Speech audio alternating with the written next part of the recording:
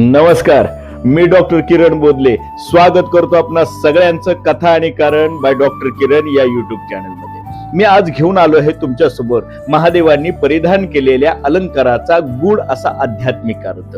कारण ते फक्त रूप नाही तर ते आम्हाला जीवनाचं तत्वज्ञान सांगतं। महादेवाच्या गळ्यामध्ये सर्प का, महादेवाच्या डोक्यावरती चंद्र का, महादेवाच्या जटेतून अर्थातच केसातून गंगा का प्रवाहित होते आणि महादेवजी संपूर्ण अंगाला राख का लावतात। महादेवांच्या गळ्यात सर्प का, सर्प म्हणजे अहंकार आहे। ज्यांनी अहंकारावरती विजय मिळवला ते महादेवजी आहे।